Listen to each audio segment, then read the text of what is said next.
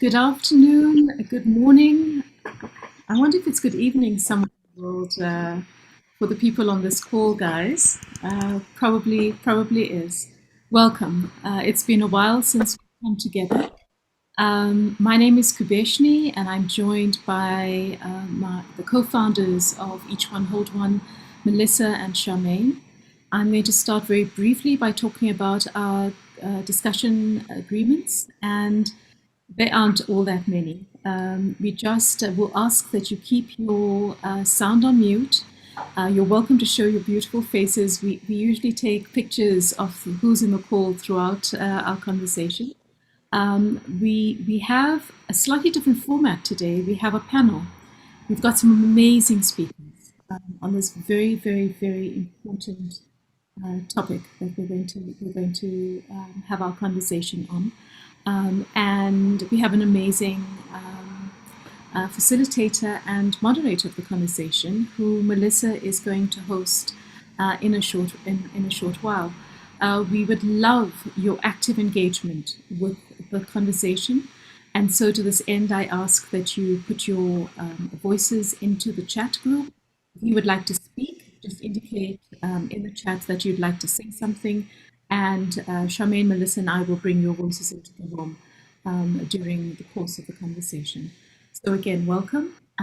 We're very pleased to host you this afternoon. And Melissa, I hand over to you to introduce Mr. Tim Modise. Thank you, Kubeshni. So as Kubeshni said, good morning, good afternoon, and maybe good evening from somewhere. I'm in the UK, so hello to you all, and it's nice to see some familiar faces and some new faces, so welcome to those that haven't joined us before. Charmaine and Kubeshni and I are, I think, excited about this afternoon, but also it's such a loaded topic and conversation that we're excited because of the need to have this conversation, and hopefully that some good, that the good that's going to come out of it and get us all thinking. So I would, without further ado, I'm going to introduce you to Tim Modise.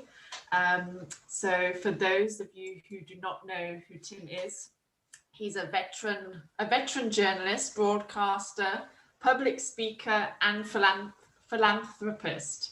Sorry about that. And with over 30 years in the broadcast media and journalism, Tim has worked for various radio and TV stations across South Africa.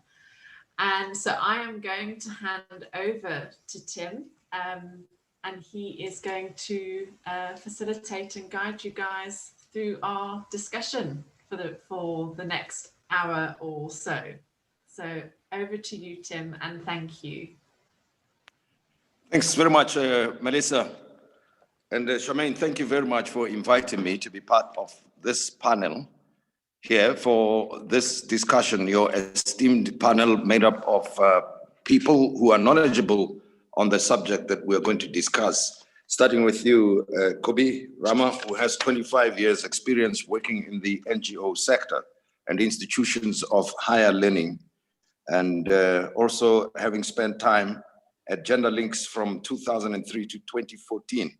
She has contributed to growing the organization from 4 to 60 people with offices in 10 countries. And since then, Kubi has spent time understanding and developing monitoring and evaluation systems that move beyond numbers to measuring change.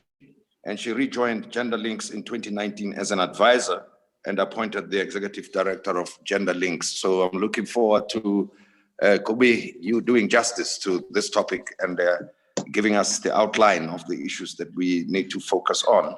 Florida, DeVaul-Dudley in the United States. Good afternoon, evening, morning to you. I'm not sure what time it is. I suspect it's in the morning for you.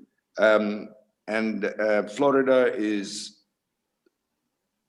has had personal experience of the matter that we're going to discuss.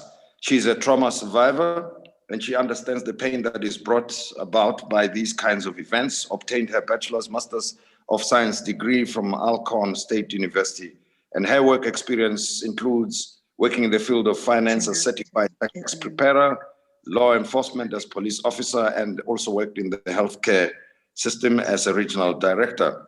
She has increased her professional expertise in the field of sexual assault and domestic violence. And as a survivor, has lived with experience, and she's been recognized as an expert in trauma recovery. She's certified family trauma professional, certified trauma support specialist, certified trauma treatment for children, and many other qualifications that she has. Germaine Gaspard, also joining us from the United States, is a CEO and an international speaker, having given some TED Talks as well along the way, an author and coach. He's fueled by the entrepreneurial spirit that exists in all great leaders, created the Goodlife Living Group, an organization that builds top-notch leaders and extraordinary team members. And with 20 years of success, or over 20 years of success, Germaine has served as a lifeguard, as a college football MVP, 5-time junior Olympic national championship coach, criminal investigator, and Texas Ranger special ops team member. He has received numerous awards for his performance as an athlete and for his excellence on duty as a public servant, for his work as and leadership within the community. And he holds a BA in criminal justice and master's in business administration. But more importantly, he holds the heart of a teacher and the spirit of a warrior. Another keynote speaker and panelist is Dr. Vasudev Das, who has a PhD in applied management and decision sciences from Walden University, Minneapolis, US. And Dr. Das is a consummate scholar, practitioner of leadership and organizational change. And Dr. Das has authored over 35 publications in internationally peer-reviewed journals, and has extensive experience integrating spiritual technologies with management science. His research interests include kleptocracy, de-escalation, financial crime, and leading change. His world popular articles include ethical decision-making, politics of social stability, the critical and creative thinking approach, as well as Does Judgment Trump Experience? Those are some of the topics that he's renowned for. And we also have Advocate Anthea Jeffrey, who's joining us coming from the National Prosecuting Authority here, Andrea Johnson, I beg your pardon, who comes from the National Prosecuting Authority, a very important body institution here in South Africa that is tasked with fighting crime and prosecuting cases successfully. Her first-hand experience was being prosecutor in the Oscar Pistorius trial. And she has also done investigations into organized crime and such related matters. So here we are, ladies and gentlemen. Thank you very much for inviting me, and thank you for joining us for this discussion of Each One Hold One Gender-Based Violence Dialogue. Now, I'm going to defer to you, Kubi, at this time to make the opening remarks, having had first-hand experience of what's going on with gender-based violence. Give us the scenario in the South African context and global context. And I want to believe that when we talk about gender-based violence, we're talking about just beyond the harassment, the sexual attacks that women are subjected to, the violence that they experience, but also the discrimination at the workplace and other practices within society and cultures that lead to the gender-based violence continuing even now with so much information and international movements springing about to raise this concerning issue. But let's have a constructive conversation, share experiences, and share ideas of how we think we can de-escalate, reduce, and hopefully completely eradicate gender-based violence from our societies. Now, Kubeshni, without wasting your time, please go for it. Thank you very much and welcome. I think he meant Kubi. Kubi. I'm a little confused. Good afternoon, everyone. And you all have to agree that Tim's voice makes us all sound amazing. You know, the way he introduces us with that amazing voice, you sound so good. And I was thinking, I don't recognize that person. But thank you so much for that introduction. I wish we were meeting to talk about happier things, because it's been a terrible time, COVID-19, the increase in GBV, etc. But I think very quickly, just to start by placing a few things in context, GenderLinks is a Southern African NGO working in 16 countries in the SADC region. We have a particular way of working, and this is relevant to the topic. We always start our work with research. We believe in evidence-based programming. So we've done research. On the basis of those findings, we design interventions. For a long time, we didn't do that for GBV, just because in order to understand gender-based violence, the cost was so prohibitive because you'd have to do research on such a large scale. But we were fortunate in that we were able to convince governments that this was a good cause. And we found some very interesting things. And the first thing we found is that governments, as a rule, find it a lot easier to do response and support than prevention. And Tim, that is probably at the root of why we are not moving forward. Prevention requires us to step back in order to step forward. Our research showed us a few very important things. One, that one of the key drivers of gender-based violence is either childhood experience or witnessing of gender-based violence. That's not to say that everyone who's been in that situation becomes abusive or gets abused, but there's a huge correlation, much more so than abuse of substance, et cetera, et cetera. Further research showed us that women, particularly, stay in abusive relationships because they worried about their children's well-being. They worry about the fact, where will their children live? How will they survive? What will they eat? How will they go to school? So there are very fundamental issues that keep women, apart. We talk about the very sort of abstract notions of power, patriarchy, and all of that, but fundamentally it boils down to a few very practical matters. Where do you take your family? So a very practical thing, if you go to a shelter, any boy child over the age of 14 can't stay with you. They have to go somewhere else. That's a very, very practical block for leaving. So what is that telling us? It's telling us that this struggle starts very early on. We have to start intervening as early childhood education. So children understand power, children understand how they relate to each other. My son, he's 12, and he started the final year of primary school this year. So he came to me and he became what they call a prefect, a monitor. And they've given him a grade 1 class. And the girls have been quite hectic with him. And he came to me and he says, "Mom, these girls were trying to punch me in my testicles." There was a very funny affair happening. So I said to him, "Look, you need to sit them down and tell them that's not acceptable behavior. It's harassment, it's violence." So he did do that. And I mean, he's got them under control now, which is great. I have to tell you, these grade 1s are quite a package. And it was the girls, which was interesting. But so it starts very early on, understanding power and how you exercise it and who you exercise it with, and being put into pigeonholes. And I don't think, and that is why I think governments are so resistant, because that requires an entire overhaul of an education system. You've got to rethink what we're putting into young people's minds, and it starts in the home. It doesn't start in school, it starts at birth. Then if you move from that point, for us as GenderLinks, one of the projects we've been running, we call the Sunrise Campaign, which is really about new beginnings and changing. A lot of programs around GBV talk about response. What can we do to support women? How can we do different things? But ultimately, we have to work with women around agency and confidence.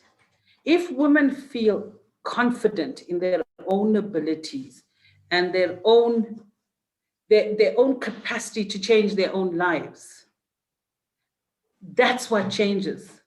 Power immediately shifts. And very closely linked to that is economic independence. If you're economically independent, and that's not to say it's the same for everyone, but if you control economic resources in some way or form, you have a level of power, because you can walk away. In our program, we do a combination of life skills, confidence building, and applied business skills. So let me tell you, one of the most powerful things about the program is women identify opening a bank account as one of the most freeing things they do. And it runs in 10 countries. And without exception, all the women who've been on the program, and now there are almost 3,000 of them, have experienced no violence, the vast majority, less violence, and very few people more violence. Obviously, we're not happy. We'd like that to be 100% no violence. But I think, Tim, you were asking about what is happening. And I think globally, we need to start thinking about the linkages between economic power, not empowerment. I'm unhappy with the use of the word empowerment because I can't give anyone power. And I hate that terminology because it somehow feels like I'm the one in power because I have some kind of divine skill that I can impart to somebody else. No. What it is helping people realize their own power to take control, to exercise agency, and to have some level of economic independence. So if you have to leave, you can. You have the means with which to do so. So, I mean, I think, and prevention really starts very early on and requires us to go back and be much more critical about the education that we're filling young people's heads with. We need to be critical about these fantastic leaders that we teach them about and start asking, why are they all men? Where are the women? And children need to ask those questions so they start to understand power and how it plays out and who uses it and how they use it. Tim, I'm not sure about my time because I have no idea how long I've spoken for, but perhaps I'll end there. No, thanks very much for that, Kubi, and giving us the perspectives, the South African perspectives from the Gender Links experience. Florida DeVaul-Dudley, you are in the United States. Let me welcome you once again. Give us the perspective of the first-hand experiences that you have had, as well as the perspective of what is going on with GBV in your society in the United States. Good afternoon, and it's morning here. Good morning here in America. Hi, Flo. Can you hear me? Yes, I can now. Yeah, go ahead. Okay. So good morning, and thank you for having me here today. So my personal experience with gender violence, it started with me being molested at 7 years old and date raped in my early 20s, and then being assaulted, physically assaulted and sexually assaulted in my first marriage. So that is my personal experience with violence as a whole. And gender violence affect women globally. 1 in every 3 female or young lady will be assaulted. And so the same as in Africa, the statistics are true over here. 1 in 3 women. And violence is violence. It doesn't just affect young women, it affects men as well, young boys. So through my bout in pain dealing with the assaults that happened to me, I used my pain and turned it into my purpose. And I formed an organization that's called Shining Light in Darkness to help those that have dealt with gender violence, be it intimate partner violence or mental or physical violence, because violence is violence. And I'm here just to be a servant and help those that are dealing with some of those situations as well in the United States.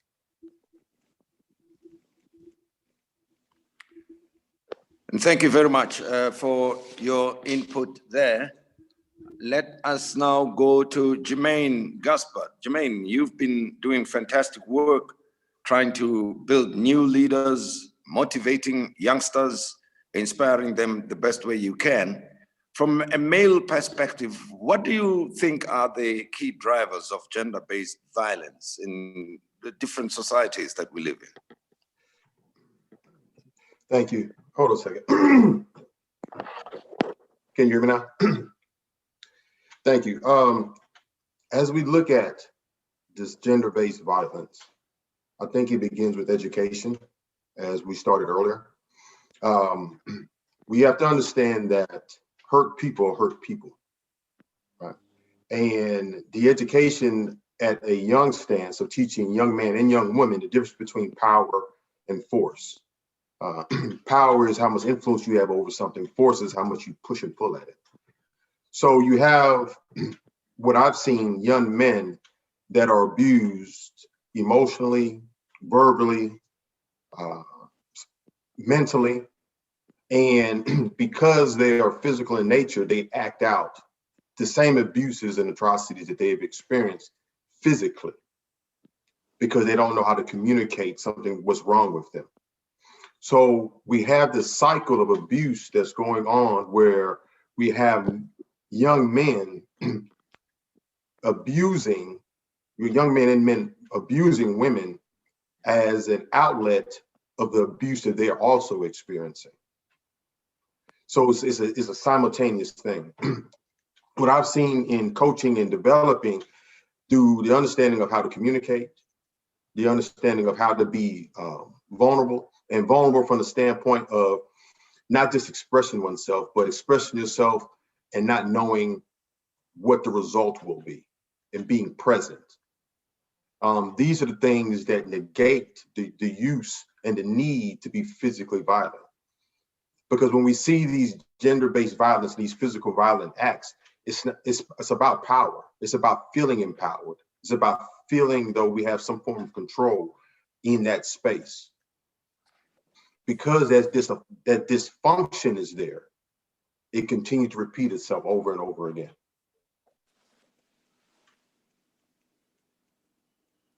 Tim. Thank you very much, Germaine. And Dr. Vasudev, are you there to join us to take the discussion further?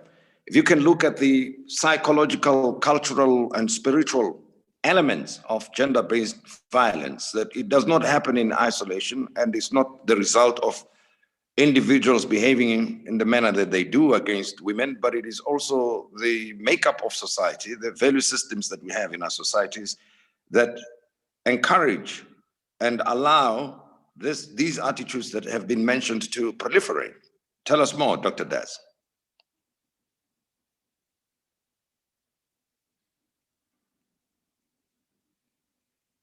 Hello? Dr. Das, you're on mute. All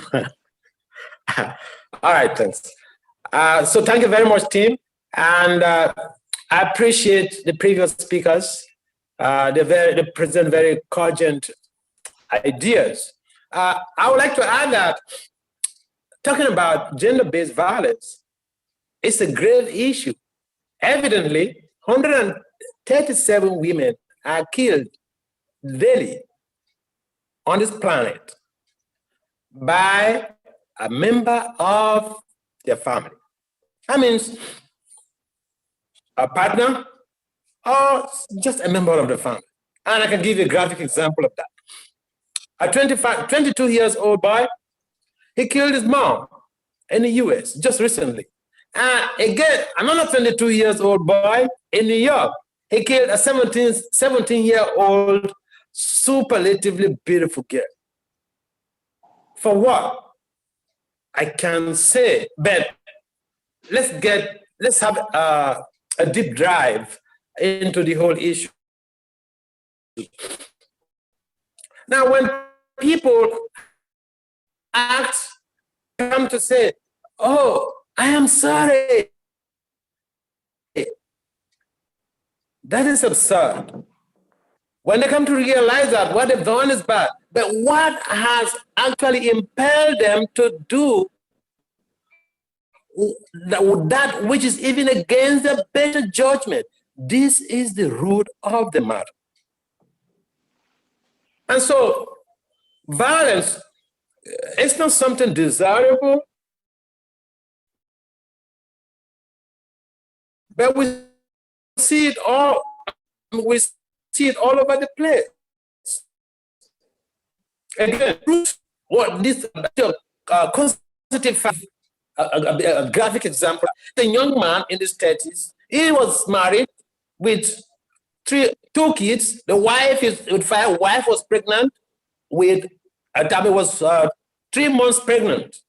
Now he got caught up in a relationship at his workplace, and because of the discussion with the new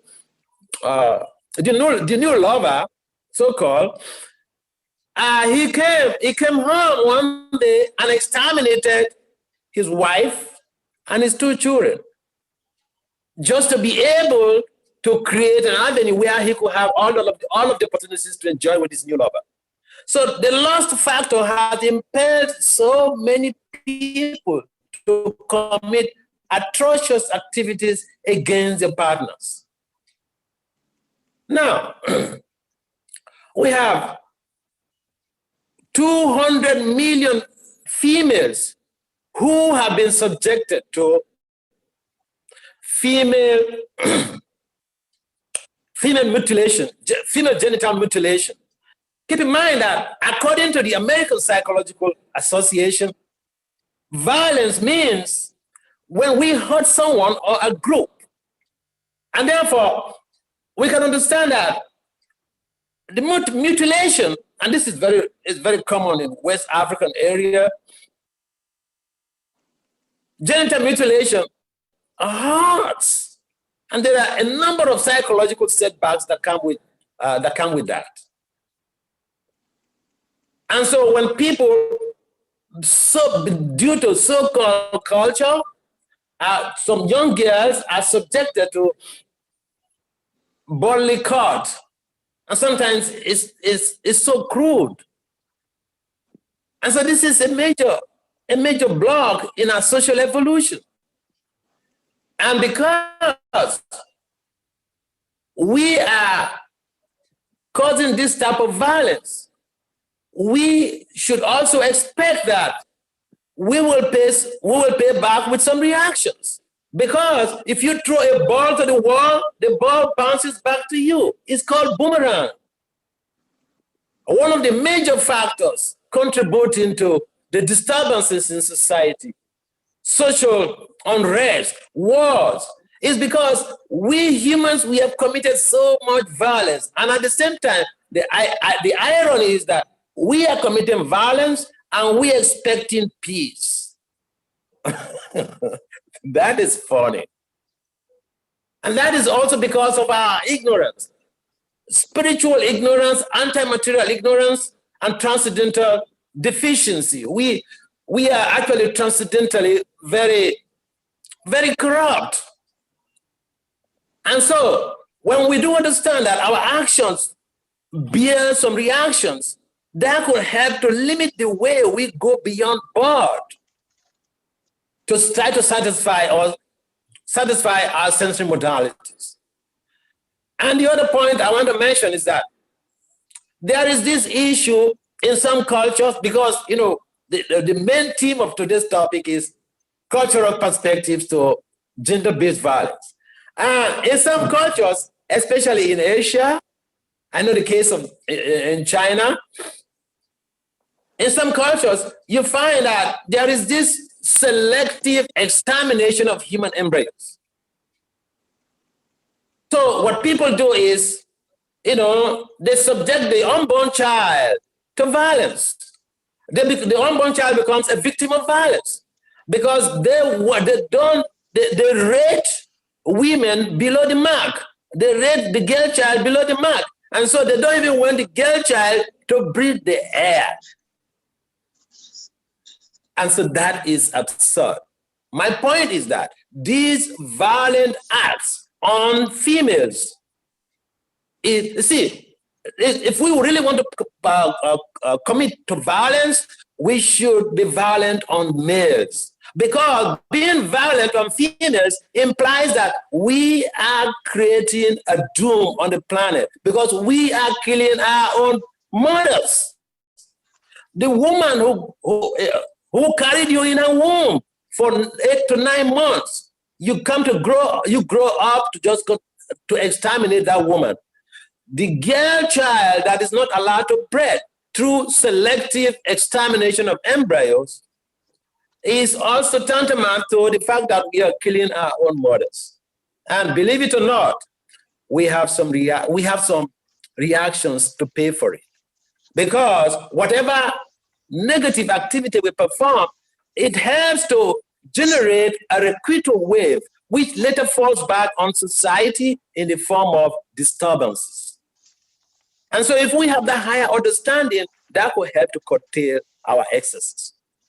According to Gottfriedson and Hitchie, in the general theory of crime, all crimes, including gender-based violence, are due to low self-control.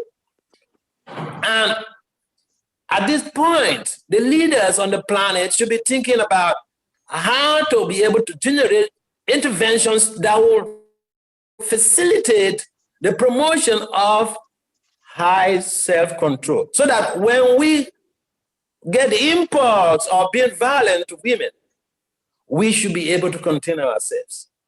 And so one of those interventions that I have worked on is literally called, sonic therapeutic intervention. And I remember the last research that I conducted, which I have to present at the World Academy of Science, Engineering, and Technology in London in June.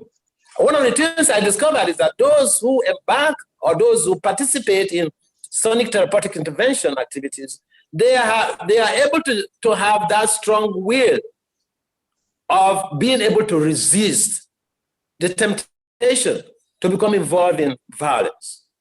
And most so, if people in general, whether you're an adult or a young person, if you are able to embark on some activities that help to purify one's consciousness, the world. And frankly, we should create a support system in our societies and our communities. My immediate younger sister is a girl, she's a psychologist. And so,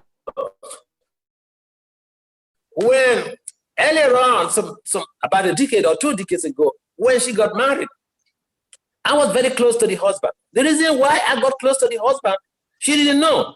But the reason was that, let the husband know that, hey, my wife has a bigger brother. If I mess up with her, I could get into trouble. And I tell people in communities that I've worked with that I do not want to hear a report about a woman being harassed or being abused. And if that happens, I told them I will take the laws, I will take it upon myself to get the cops, to get the person arrested. So I do that on an individual basis, but we need a collective effort. Thank you. Thank you, Dr. Daz. Thanks very much for your passionate presentation there. Appreciate it.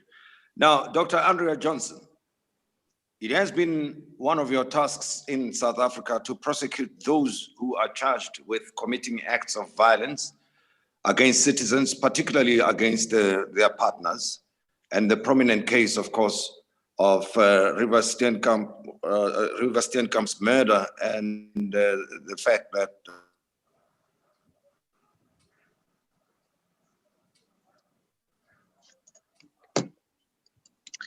it would seem that we've lost him. You had to prosecute. That's why we have you with us here, as well as similar type of cases. What do you think, Andrea Johnson, advocate? Thank you, Tim. I lost you towards the end. Oh, sorry. I was saying that your work, when we talk about the system here in South Africa, we include you, the criminal justice system. And it's one of your responsibilities, obviously, to help us reduce the levels of gender-based violence. But you also have got anecdotal experiences that you can share with us. And one prominent one is the case of Oscar Pistorius. But, there are other cases that you can share with us. Tell us more about how the system can help fight gender-based violence. So thank you, Tim, and afternoon, colleagues, and afternoon to everyone who's logged in. And it's a great honor for me. more so being a wife and a mother and being a female in a culture and society where women haven't always had the ability to share the kind of voice that females and others on this platform have shared. And to start off right at the top, I was watching the video and I must say, to see all those boys and men laughing and playing, I just wonder how come they were able to do that so freely and naturally. And was it because there was no females in the video? And is that how society has had us be, is that men are happy if they left to their own wits to do as they please. And when they do not have that forum, then you have issues of gender-based violence. And also, I think in preparing for today, I was wondering if all of the gender-based violence conversations are actually happening on the right platform. Of course, we on this platform should have the kind of discussions that we are having. But do we create within our cultures, within our societies, platforms, for example, for Maid Dlamini to be able to talk about all of her challenges, all of the issues that Kubi spoke about? Do we create forums for women at a grassroots level to be able to talk? Will Maid Dlamini get to hear what I have to say, what anyone else on this forum had to say? And would she be able to hear that the NPA is there, the police are there, what her rights of recourse are, that she's actually not alone, and even where her society shuts her out, she actually is able to have a voice. And I think for me, those are the things that really concern me. It also concerns me about, when we look at society, and before I get quickly to the Oscar Pistorius case, I read in the media during the week, now there's a lady in the Eastern Cape who refused to wear black clothing because her husband had passed on, and black clothing being the norm as part of culture. And who was supposed to step in to assist her? Because what actually happened is the community turned against her. They wanted her to leave the community and she refused. And I guess for me, it is a question of, will the chiefs in the area step in to support her? Will the church minister step in to support her? Or any other figure in authority? And unfortunately, they didn't step in to support her. And so at this very ground roots level, where does law enforcement, where does the NPA step in? And we are unable to.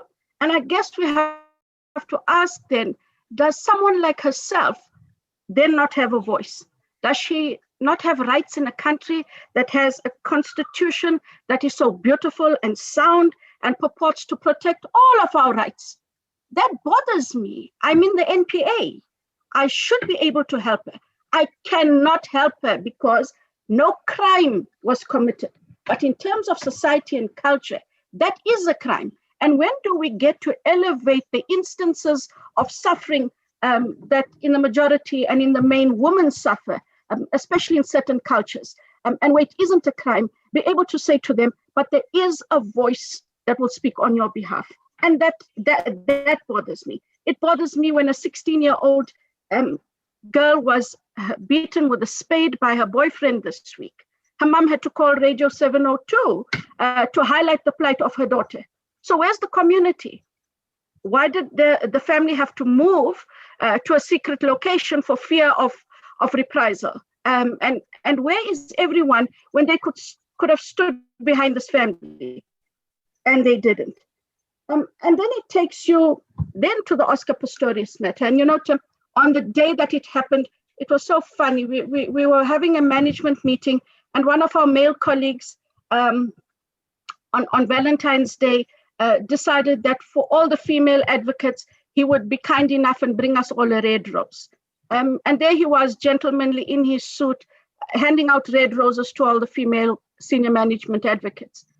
And back at the ranch, unbeknown to myself, by that afternoon, I would be pulled into the case that became world-renowned, and for all the wrong reasons, I might add.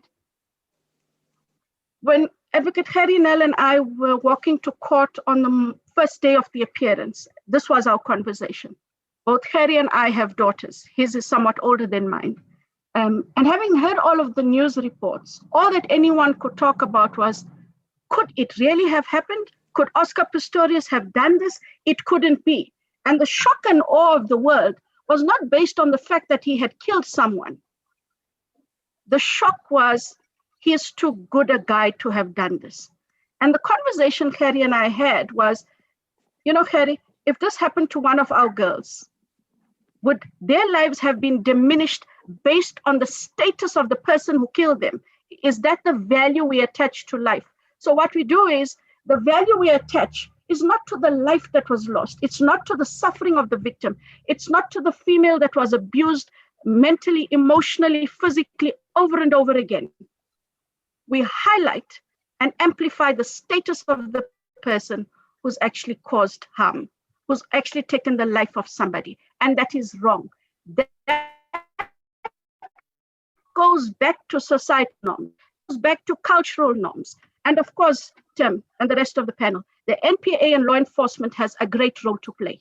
But we've got to pitch these conversations at a different level. We've got to get society thinking differently. We've got to be able to engage in schools. I used to engage in schools when my daughter was at school, made young men and women at school be aware of sexual impropriety. How disrespectful it is, guys, to share a photo of your girlfriend just because it might be a semi-nude photo. How belittling that is. It is a mind shift that must be had at that level. It is a mind shift that should be had with a young African male school child who is brought up by a single parent and who unfortunately doesn't have family male role models who teach him in terms of society and culture, what's the correct way to deal with females? How do we approach and talk to females?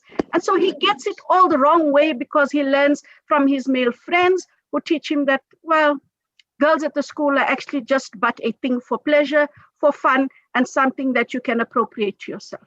And for me, we've got to start working ourselves in at different levels, but right at the grassroots level where the conversations that will be had on this kind of platform, yes, but they have to be able to make an impact at a level where it becomes a way of life, it becomes a way of thinking, and finally it becomes a way of action. So much so that in the end, law enforcement will have very little to do. So thank you very much for the opportunity. It really is great to have been on this platform. Thank you. Advocate Johnson, thank you very much for your inputs there. And you raise a very interesting and important point that we should look at the different platforms and opportunities to engage on a topic as serious as this one. And I think it is a point that is noted by the organizers of this event. But I want to go back to Flo. Flo, if you can hear me, I want to pick up an issue with you. If you can respond to this, that sometimes when we talk about culture and we talk about harassment and oppression of women, we think that these things happen in traditional societies. But your society in the United States is regarded as one of the most open, most democratic and free societies in the world, with vast media operations there, access to information, and a lot of support we assume that you have there. Why are the statistics more or less the same as those in other societies, statistics of gender-based violence? What do you think is going on in the United States? It's not a cultural thing. It's just the world that we live in and how society basically view women. And it's not just women, but particular, they look at females as being inferior to men.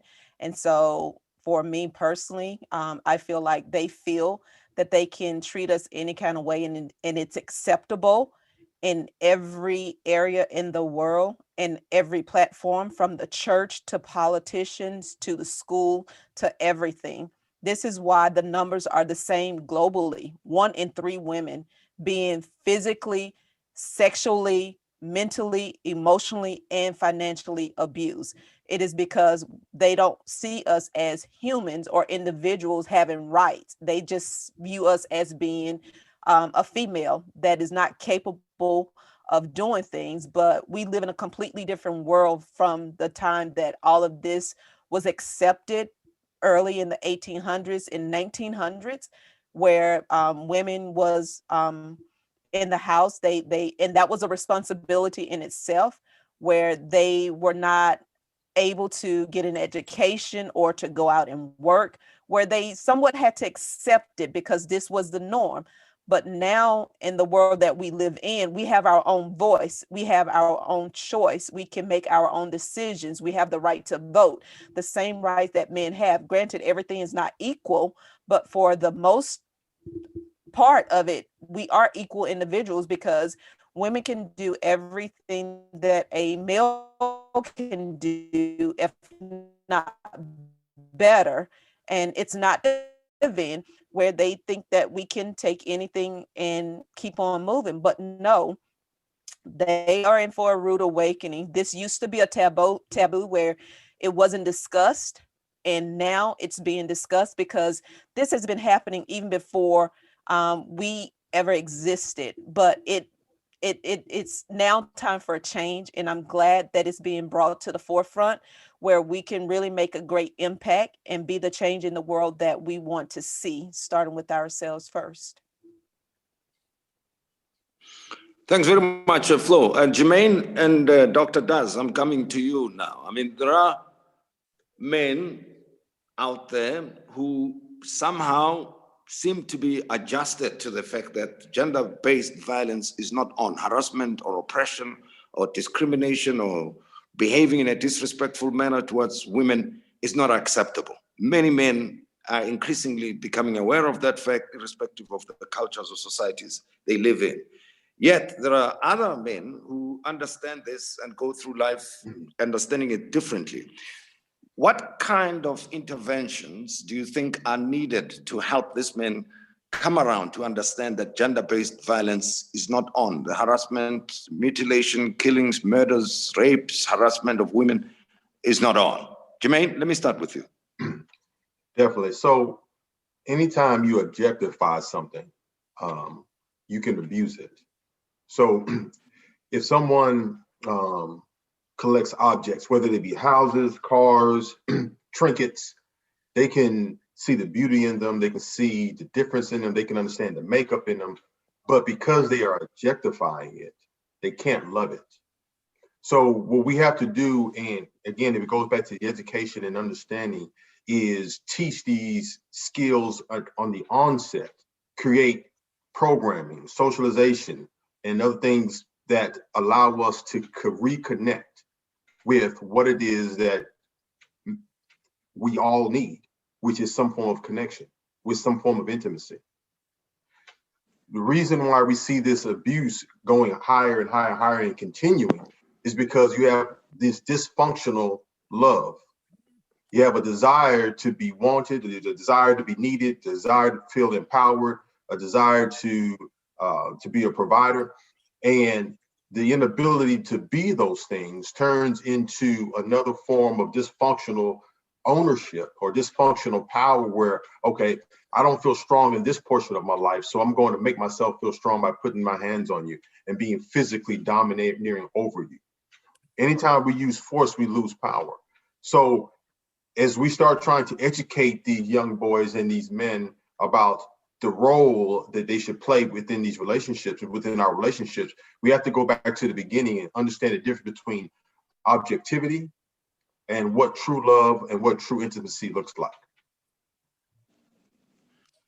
Dr. Daz, what is your view? I mean, we see gender-based violence, harassment, ill treatment of women happening everywhere, even in churches, in religious organizations, etc. And one would have thought that that's where people are taught spirituality and respect and value for human life overall and life of those who give life ultimately, and that of women. But still, we're not getting it right, Dr. Daz. Yeah, that's a good point to raise here, because in general, whether it is in a church community,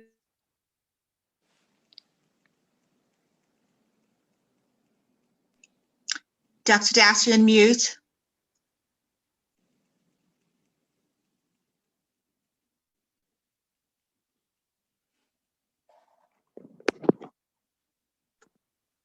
I think he's frozen.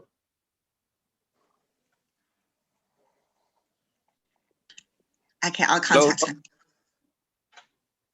Are you there, Dr. Das? Just a minute. Yeah.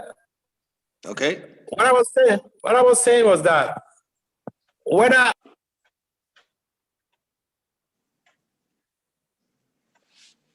Dr. Das, you're on mute again.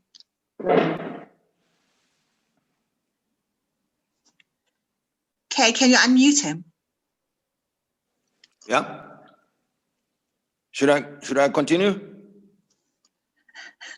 Dr. Das, you're on mute. We can't hear you. I think continue. Okay, we'll come back to him. how a dog. Yeah. Yeah, go ahead. We can hear you. Yeah, if you try to evaluate how a dog eats a bone, whether it is in a church, whether it is in a courtroom, the dog chews the bone in the same way. So we have been conditioned for so many lifetimes, so many years. And what traditionally we need to do is to be able to revamp our situation, to help to revamp our consciousness. Because just by knowing the law alone does not elevate our consciousness or does not promote our high self-control, which is the tag or which is the fundamental ideology behind all sorts of crimes, according to Gottfriedson and Hitchie in the general theory of crime. When people commit crimes, it is not that they don't know that this is not good. It's just one of the major fundamental principles is that they have low self-control and they need to work on that. And if someone is not able to work on that, then appropriate measures should be given based on the laws of the land. So it's not something that anyone is an exception, because even the good, so-called good people, they could become, victims of circumstance the very next moment. Now, we have three principles that govern our lives: the mode of goodness, the mode of passion, and the mode of ignorance. Now, the permutations of these three qualities is what generates different type of behaviors. So you find someone who might be very, very kind to you, very loving, for perhaps for a number of months. Just all of a sudden, his behavior changes, and then they start pestering you, they start abusing you. Sometimes the real nature of the individual doesn't really become manifest until maybe 2 years. You have got some children, and then they start behaving in very repulsive ways. And therefore, when we find those type of situations, it is very encouraging that we have a support system in our communities, in our families, that we can back up, we can back that lady to give her all of the good support that she needs to be able to move on. If it is for her to move out from the relationship, that should be encouraged. Because one of the things that is happening in some cultures is that, divorce is like forbidden. And so if even the man is killing you, I know of situations in Asia that a man abuses the woman until the woman takes her life.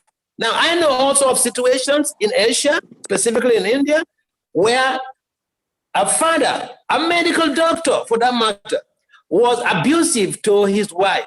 Now, he had 2 sons. And when the son graduated from university, they called the father and the mom into the sitting room, and then they spoke to the father. They said, look, you are our father and she is our mom. We know she is your wife, but she is our mother. We have watched you abuse our mother in so many ways. We are now grown-ups. If you try anything on this woman again, we will teach you a lesson. Right from that day, the man stopped abuse. So, environmental support system, the social support system should be strengthened. There is nothing as strong as people coming to really speak for you, to wage war against your abuser. An individual, how much can we really do?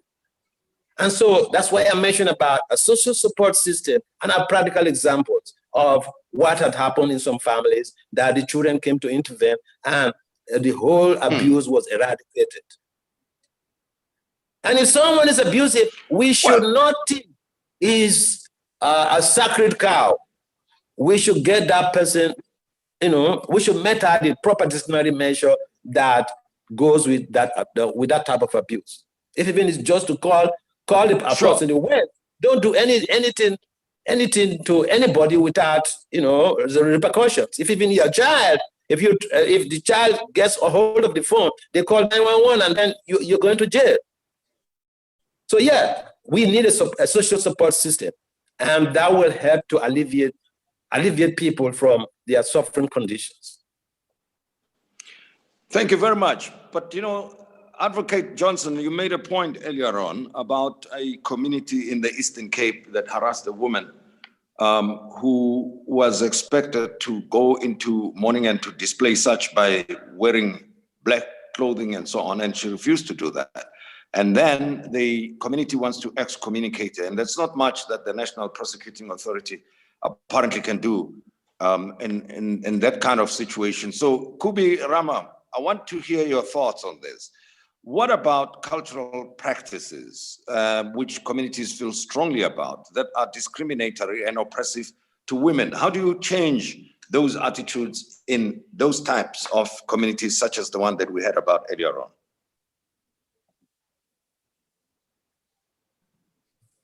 Tim, I'm here. Yes. It's interesting. For many years, I taught journalism, and I would walk into the classroom and say to my students, you have to question everything. And then I would say, including the Bible. Needless to say, there were many drop jaws, etc., etc. And the point was to say, look, there are some holy cows that we hold on to, and we justify very bad behaviors. Polygamy, and we say, oh, it's culture, we can't, how do we say anything about it? My view is a very simple one.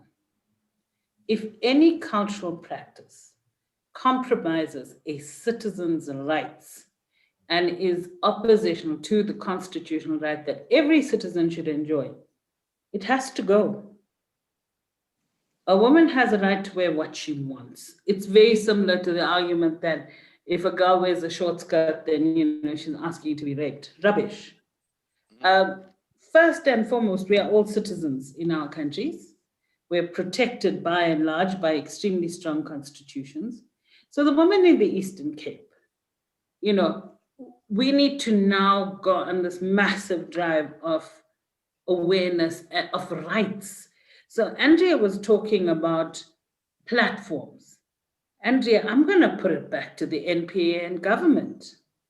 The administration of justice in South Africa is clearly one of the biggest issues we face. Rape cases, recently we've seen all of the articles, 10 years for a rape case to be concluded. We need to take the administration of justice very seriously and hold governments accountable. It is not, each one hold one, gender links. We can do what we can do, but ultimately, citizens need to know their rights and where they have recourse. And that is a public duty. Every government across this world has to be much more vigilant and to start questioning cultural practices that are against our very rights as citizens. We should, people need to be prosecuted. Because until we start using the law in a way that it's meant to, these things will keep happening. Female genital mutilation, a massive issue, Tanzania and other countries. However, even though it's criminalized, how many people are actually prosecuted for FGM? So government made the law to satisfy, to just, it was a popular thing because it was an election strategy. Similarly in Mauritius and other countries where there are child marriages. The point is that when laws are in place, we need to use them. South Africa is very clear about non-discrimination. You know, we don't have any problems. But now the question is, how do people know that their rights have been violated and where they can find recourse? And ultimately, that sits with the government of the day. You know, they have failed. They have failed in the administration of justice for women. Some women have received justice, many women haven't. Now, Andrea said it. Why should the woman and her family be moved from a community? Why do rapists get bail and go back to be the neighbor of the person that they raped? You know, there's a lot around the administration of justice that needs to be addressed. Well, whilst you're still there, Kubi, let me ask you in the context of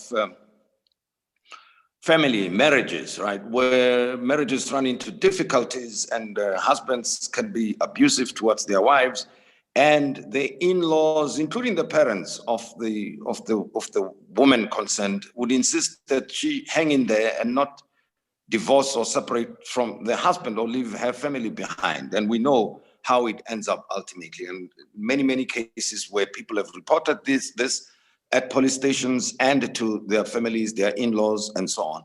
And then they are forced, coerced, persuaded to stay in such abusive relationships. How can we change those attitudes? From 2019, GenderLinks has been doing a lot of work with faith-based communities. You know, if you think about it logically, faith-based organizations have access to the largest proportion of people, you know, either Fridays, Sundays, whichever day of the week. And we had a group of, you know, pastors, imams, etc., in a room. And they were all very resistant to the idea of interfering. So I said to them, and they were very upset because, you know, they were being challenged. So I said to them, let's just unpack one very important thing. You preside over a wedding, and then you preside over the woman's funeral. What is your responsibility? As a person of a cloth, as a person that believes in God and preaches about God and God's words and work, your first duty is to save lives, to preserve life, to value life. So I think that's, you know, and of course the link to family is very strong because most families will go to the faith-based, the pastor, and then you get told, stay in your marriage. So we have to engage those communities. Very, very important.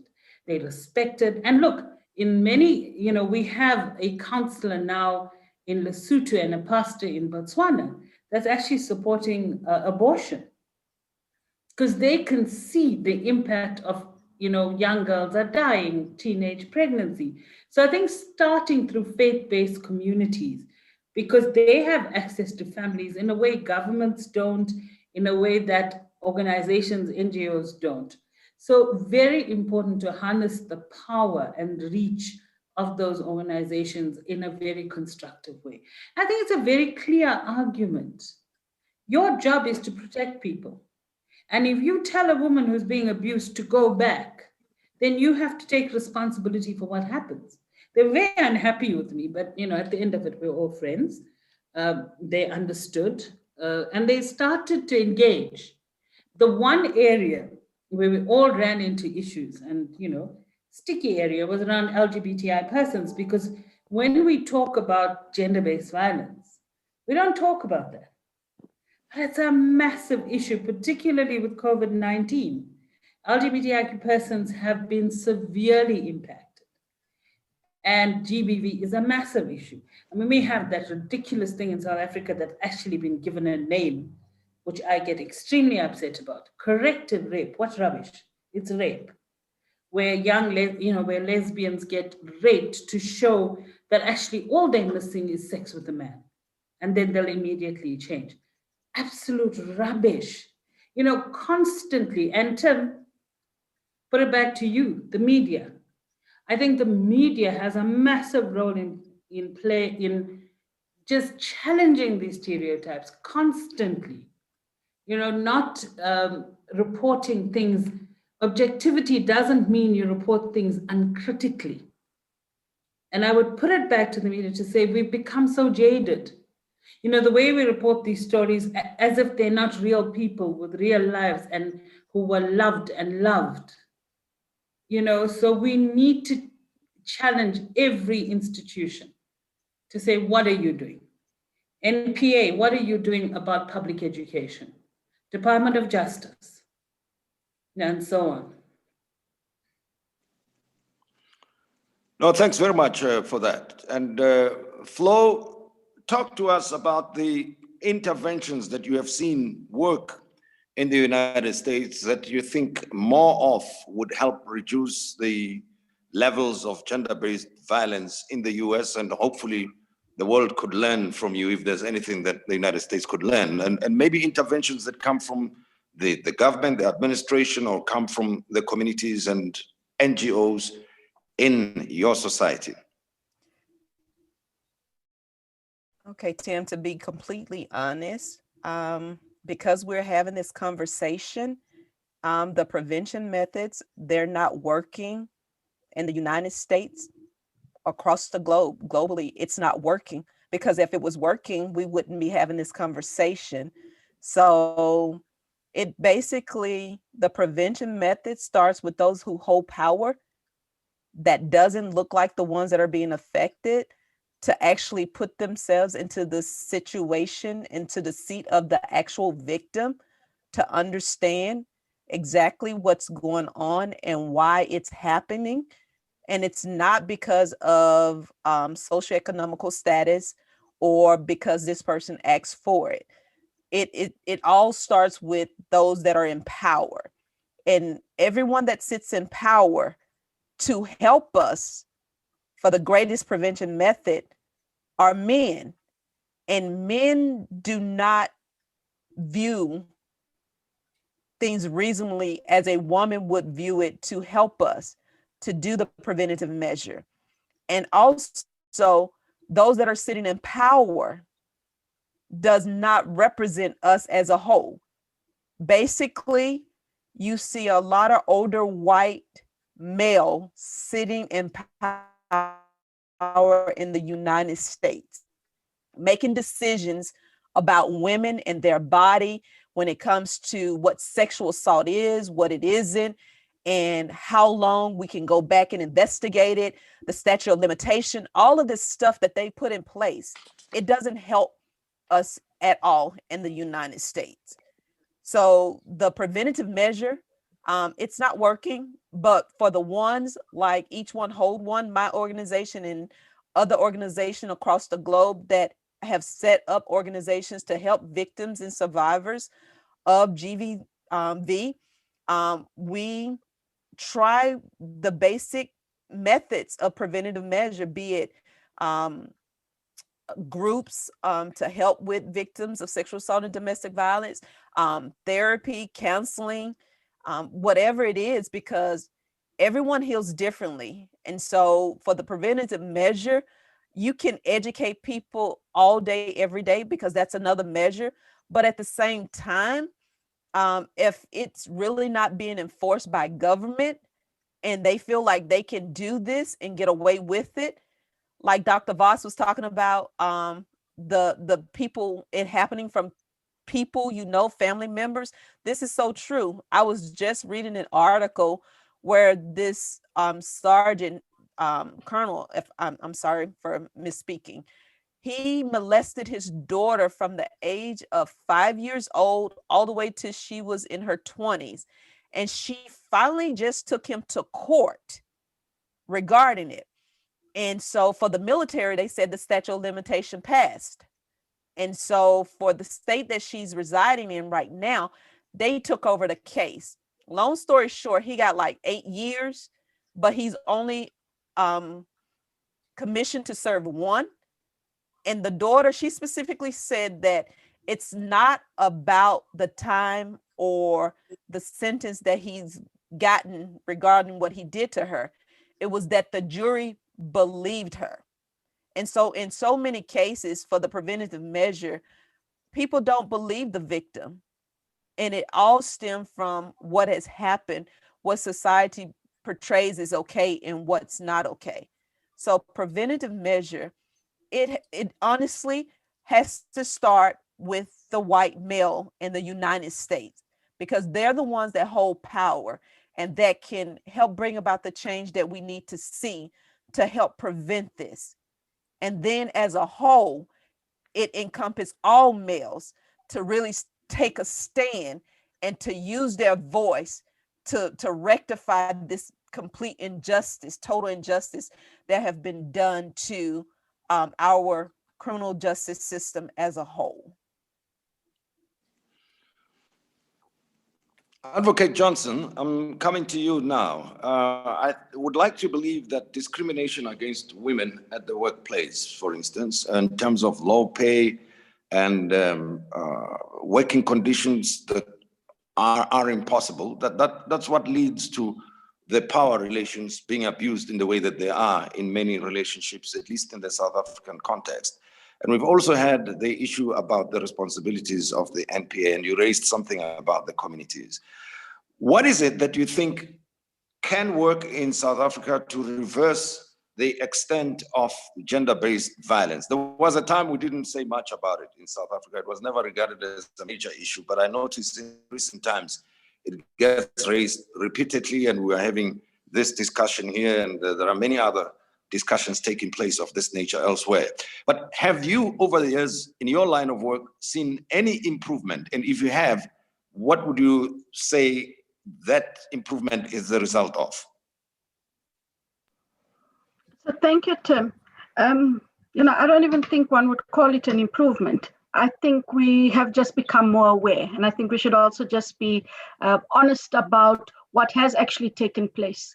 And because for ever so long, and that is where Kubi is right, for ever so long, we've had hordes of cases on the court rolls, whether they deal with sexual harassment, sexual assault, rape and or murders and or intimate partner femicides. They have been there. And so not much has changed except for the following. Women are now more aware of the forums on which they can report these. They are more aware that there is support for them. And that being a victim is not a shameful thing. And so reporting a crime means that you actually have a forum where it can be dealt with. So there's more awareness. But what needs to change, which hasn't changed, is an absolute appreciation across the board within the criminal justice system from the time the woman walks into, I don't even know why the police call them community service centers. They do very little service for the community, especially for women who go in there to report any kind of abuse. But if you have a proper flow of information, a proper flow of what should be done, and a proper guidance for these women and or anyone who suffered gender-based violence from the time they walk into a community service center, right up until the time the matter gets to court, the matter is prosecuted, and they receive a verdict. That hasn't, or let me rephrase it. We have had lots of rape cases over the years. Not all of them have gone into the media space. And I think it is important, Tim, perhaps to highlight is that we've had lots of prosecutions of intimate partner femicide. I guess they go under the radar because they weren't categorized as such for a very long time. We also have had very good prosecutions on rape matters. I mean, today as well in the Mpumalanga Regional Court, a 33-year-old Secunda man who had raped his 13-year-old cousin received 2 life sentences. That case never made the media at the get-go. And I think we should dispel the myth that it's only if the matter gets to the media, it will get attention, because that would be unfair, because there really are good prosecutions and investigations. But to balance that out, we need more, because truth be told, more has to be done and more can be done. And funnily enough, you talk about inequalities in the workplace. I think, Kubi, if we all want to be honest, I think there's such inequality in the legal space.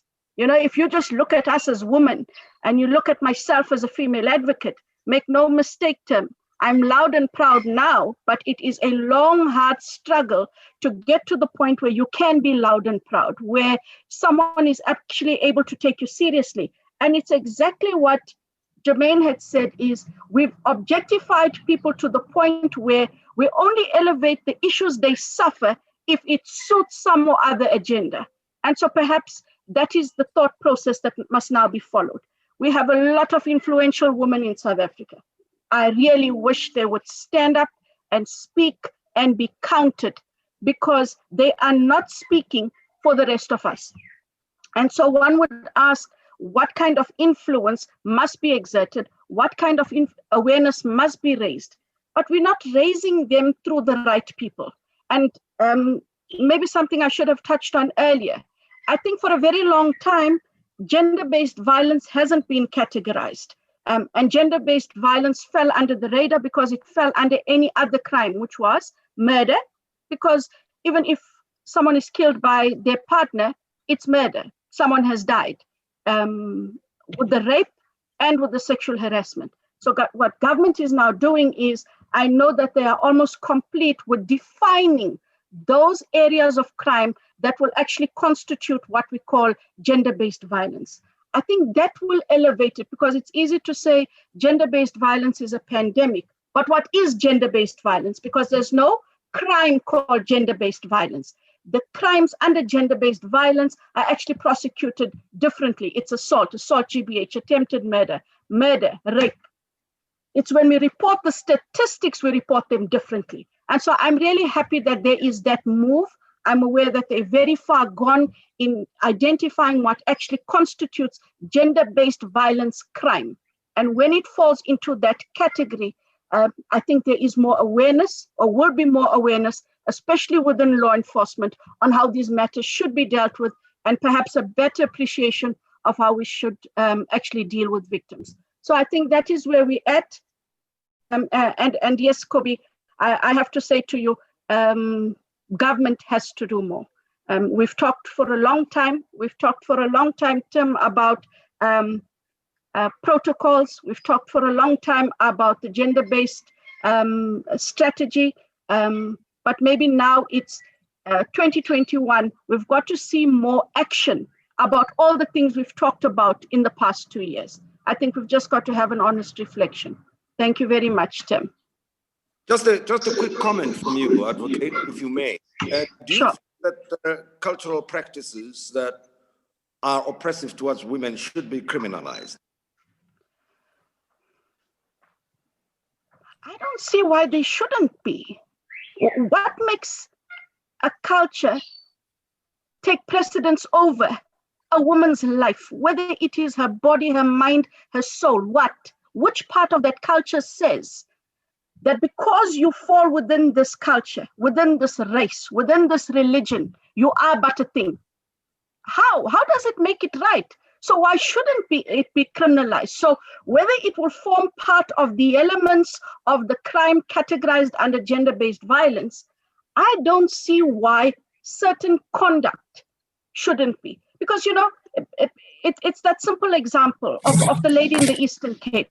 So one's going to say, what's the fuss, Andrea, about the woman and her dress? The fuss is, she's 70 years old. She's lived in that community her entire life. It is not for us to judge how much she loved her husband just because she's now not going to wear the colored dress her community thinks she should wear. They physically want to ostracize her. That should be criminalized in some or other form. It is not right. And that is why I raised the point. Who's her voice? Where in this beautiful constitution is there a voice behind this woman, behind the travesty she suffers? Why? Because she chose to wear an orange or a red dress as opposed to a black dress. Does that take away her love and respect for her spouse? And so I think maybe if we start to criminalize things that we thought, well, you know what? It's part of the culture, part of the race, part of the religion. And so guys, man up and let it go. No, it shouldn't be. And so there should be a mind shift. And so how we criminalize it or what we do about it should be an ongoing conversation, not just the criminal activity to with the assaults and the murders and the rapes. So thank you very much.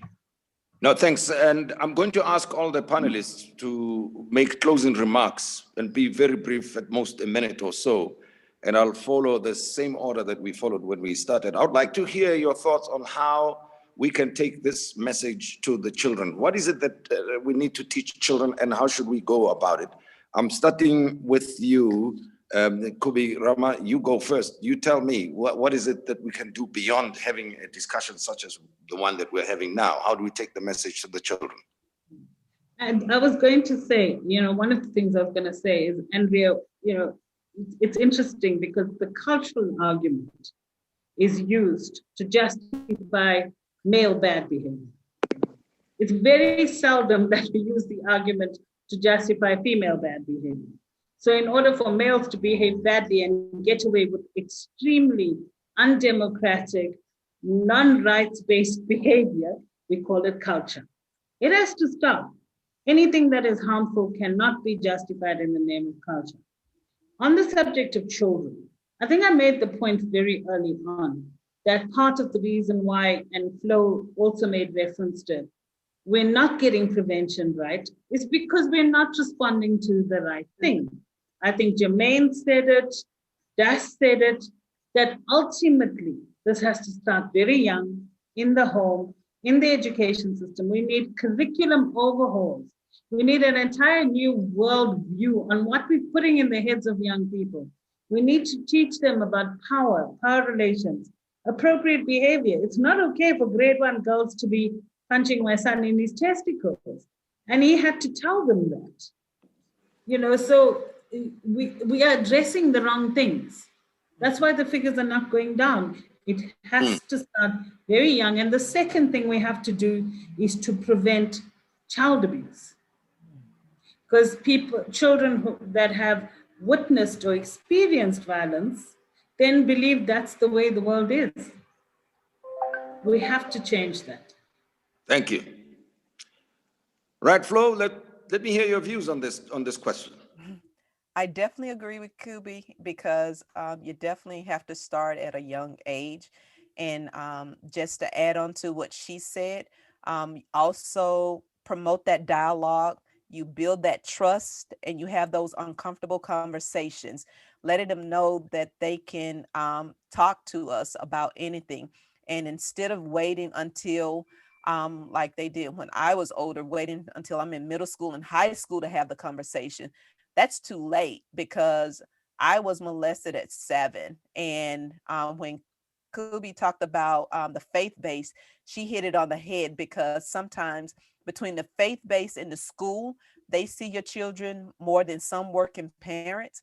So that's one thing that need to be included in it with the children, but also at the same time, be leery of the faith base because I was molested by a pastor. So just letting them know that they have a safe space, and regardless to what happened to them by whomever, whether it's a family member, a man of the cloth, a teacher, whomever it is that's causing that harm against them, just promote that dialogue where they feel comfortable to share with us instead of carrying it on with them all their life, and build that trust with them, not just our own children, but children as a whole. And then, like I said, don't be afraid to have those uncomfortable conversations, because those uncomfortable conversations are what's needed to help them to get where they need to be in life and where they won't carry this stuff with them. And like Andrea said,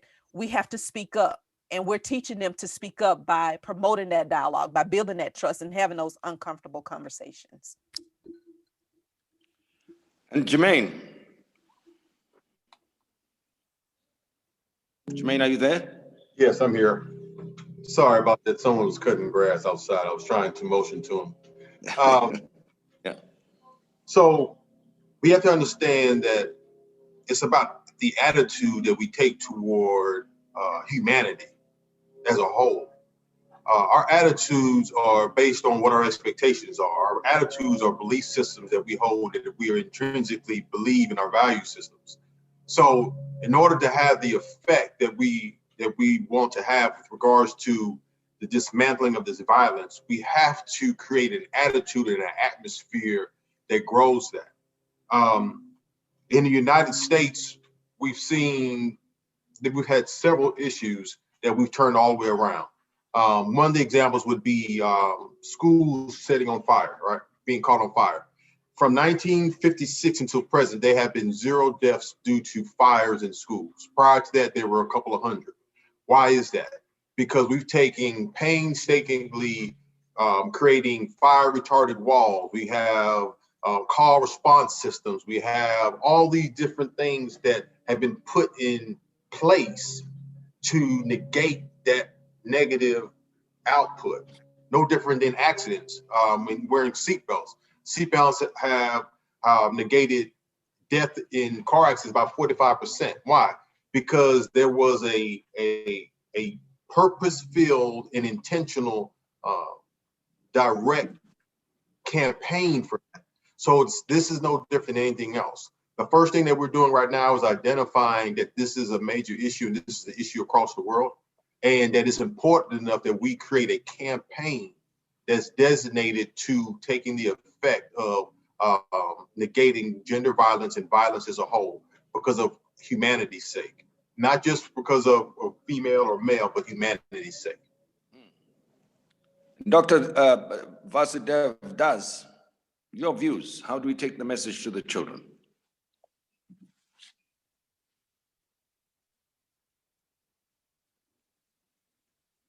Is Dr. Das gone? No, he's Right. actually on mute. Dr. Das, you're on mute again. Oh, sorry. Thank Sorry. you. So it's actually a simple thing. And one of the things that parents need to do is to readjust themselves and to deal with the children based on their age. Because one of the things that I've discovered, see, I work with children also because in my master's program, I specialize in advancement of philosophy for children. And one of those things that I've observed over the years is that parents, a number of parents, I won't say, I won't generalize it. I've seen a number of parents who don't understand who do not understand the psychology of child development. And so they don't know how to deal with their children based on the age. Now, I can give you a graphic example. A teenage girl spoke to me about something relating to, in relation to women. So I said, but your mom can help to deal with this. You know what she told me? She said, no, she won't listen to me. So there are cases like that, and I have to take the role of a mother to be able to counsel her, to deal with all this stuff. So one of the things that we parents need to do is to readjust our mindset and deal with our children, especially when the child has attained puberty. We have to treat the child like an adult. Yes, we'll give the benefit of the doubt. We stand behind them to be able to act as counselors. We give them the emotional support. But then at the same time, we should be lovingly disposed to the children, especially when they attain puberty. And we should not even wait until when they attain puberty.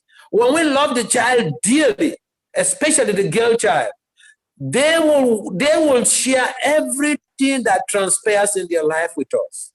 Now, if we treat them like an official relationship, hey, sit down there, hey, go there, hey, they will even be afraid to narrate their experiences outside at school or whatever. And so we have to readjust our relationship with our children based on age. There is a way to deal with the child from age 1 to 5, from 6 to 10. There's another way to deal with the child.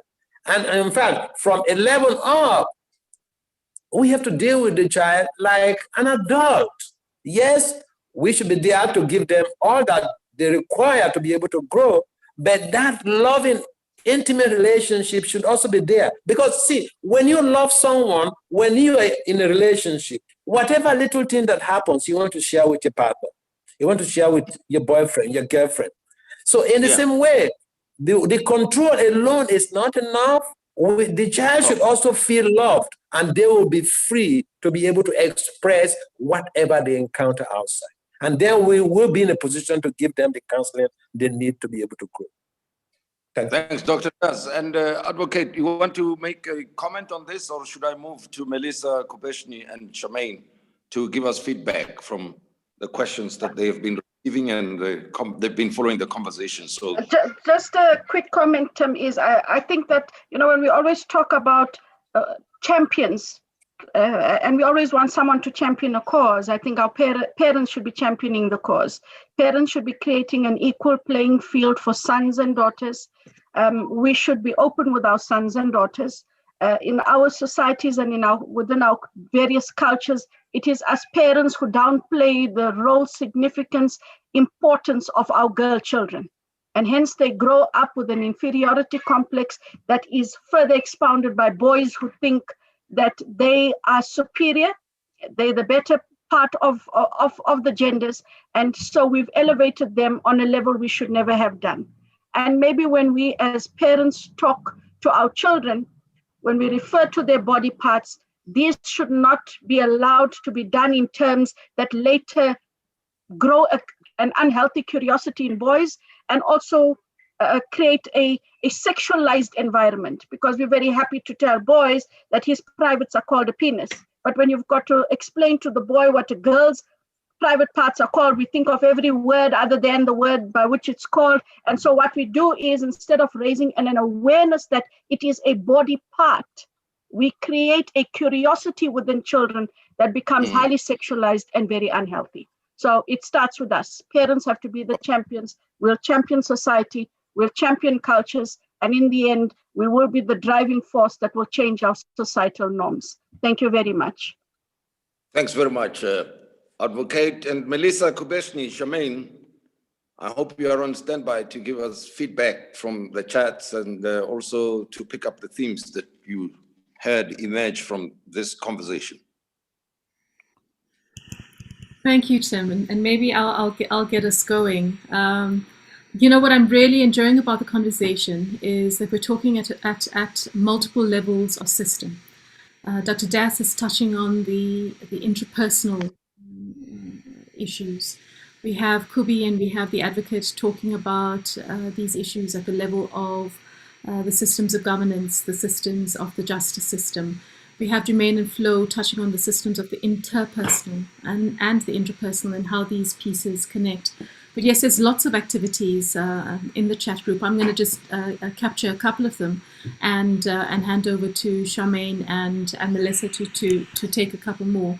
Germaine, if you just have a look in the chat group, there's a very specific question for you about what a woman can do who is either currently or has been in an abusive relationship with a narcissist in terms of approaching law enforcement. So if you can just pop an answer into the chat group, that's from Roxanne.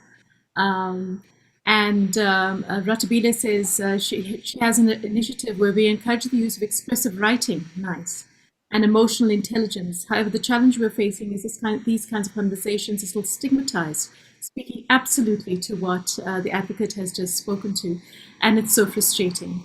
How do we connect with international organizations to set up programs where we aggressively engage the communities, because government is just not interested? Kubi, I hope you're listening. I hope you're listening to that one in terms of some of the other pieces that Gender Links is dealing with. I'll speak to Hillary, and then I'll hand over to Melissa and Charmaine.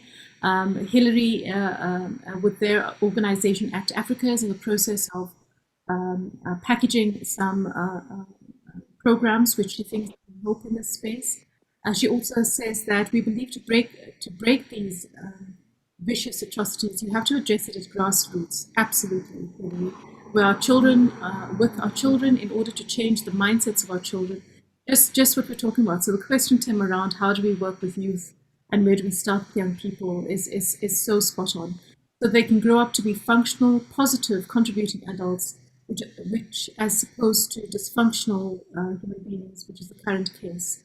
And you know, as I hand over to Melissa, I'll just reflect very briefly on my own family system. I have 3 boys, and so aware that my children model their understanding of their own partners in relation to me, and I do a lot of caring in my family system, and I started having discussions with them and discussions internally about the fact that actually I don't want to pass on this thing that a woman's role is primarily around caring in the family system. I really want for my sons to take into their relationships and into their lives, and I'd love for my sons to liberate their partners so that they understand and they form different kinds of family systems. And this is something that excites me, Tim, and this is something that gives me energy to work with my 3 young men. And I think the invitation is for all parents to find these spaces in their own systems, because this is how we build the generational piece. Charmaine, Melissa? Thanks, Kubeshni. Germaine, I just want to maybe give you the opportunity to answer that question. Would you like me to put it to you again, or can you see it there in the chat? Put it to me again so I can answer it, please. So what can women who have been or are currently in an abusive relationship with a narcissist get help from law enforcement the first time she reports without the fear of repercussions from the abuser? Well, first and foremost, we have to identify that there's oftentimes there's conditioning inside of that situation. The most dangerous call an officer can go to is a domestic violence call. Because generally, oftentimes what happens is an officer comes there, separates the 2 parties, and if they become too rough with the male that is being the perpetrator of abuse, we see oftentimes where the abuser or the victim will fight police officers in order to save them from being taken. So what I would say is, first and foremost, she has to make a decision that she's had enough and that she truly wants to leave that situation. It's not something that you can go back and forth into, because the more times you enter into an abusive situation, the greater that would be the last situation that you encounter. So first and foremost, I would say create the mindset, the mental capacity to say I've had enough, and create a plan.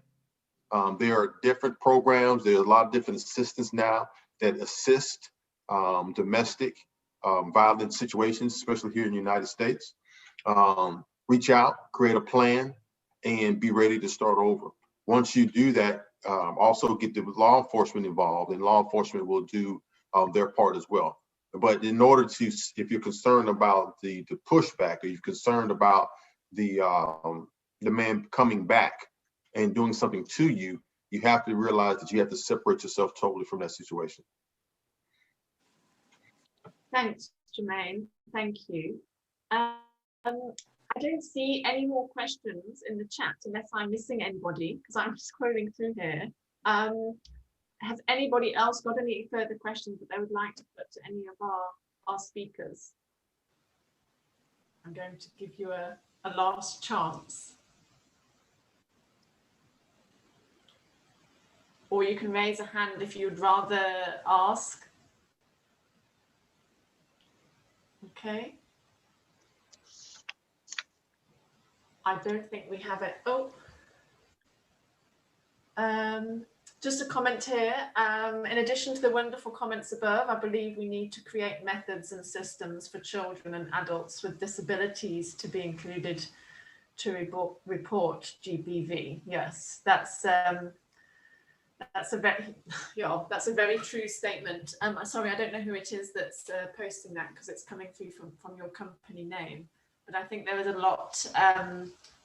The topic of educating our children and getting the message through to our children at that level through education and through parenting is really very key. And how we go about that, I mean, there are a lot of things that are happening, but there's so much more that we can do in order to assist that. Charmaine, can I maybe shall I hand over to you now to kind of Sure.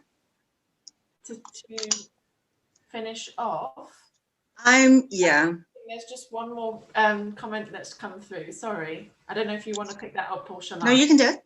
You can. So Faith says emotional intelligence activities and anger management sessions are needed to be mandatory in the education curriculum. Many are committing GBV because of lack of self-control in their anger, and also self-love programs. A woman who loves and accepts herself as she is will find it much easier to leave when she notices red flags of potential abusers. Thanks, Faith. Thank you for that. You know, and just from being in the UK here myself, I know that emotional intelligence is something that is starting to be implemented in some schools. It's not a standard in the curriculum, unfortunately, but it is starting to happen. And I'm hoping that, I know that also in the Scandinavian countries that is a high priority on their curriculum. So it's starting to happen, but yeah, we need to be able to roll that out internationally. Oh, sorry, there's a question here that I've missed. I'm still waiting for a response to the question I have asked. I think that I must have missed that. So just excuse me. Can you maybe post it in the chat again for me? Because I can't see it on the chat here. Melissa, while we're actually waiting for that question to come through, I basically just want to make a couple of points before I go ahead and thank everyone. I think we could actually state that the law, the NPA is not doing enough, or people around us are not doing enough.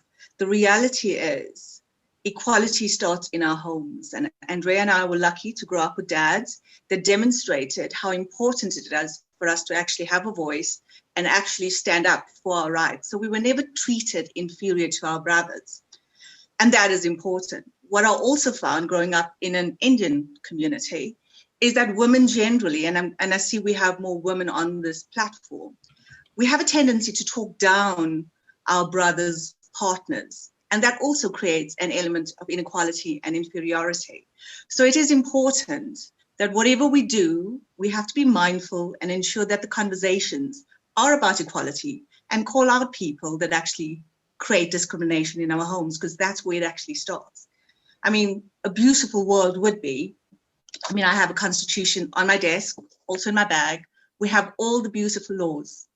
The reality is people need to comply with us and call out people that don't comply with the constitution, right?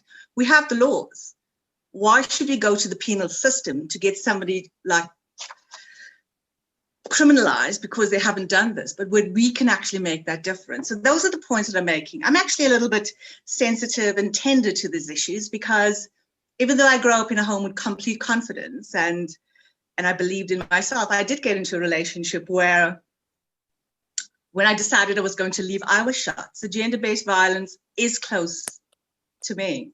Last year, just on the 28th of November, our niece was actually murdered when she decided she was going to leave her boyfriend. So the reality is we all need to stand up. All men need to come to the party to just voice their opinions. And if they need help, yes, self-love is something that's needed in order to be able to give love.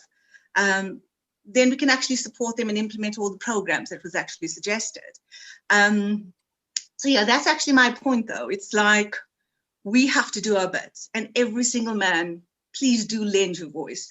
And Tim, I cannot express my complete gratitude for you to just canceling your afternoon and lending your voice to this conversation, because what you've done is actually changed the narrative. It's okay to have this difficult conversation as an African, South African man, because men in South Africa thinks they are above us, but not just here in South Africa. It is also in India, where culturally men are seen to be more powerful. In my world, nobody's more powerful, and we should not give our power to anybody. And we should stand up, fight it, and we can make a difference. It just warms my heart to see so many of you on this platform, because the more of us come together, the more we can drive the narratives we actually need to.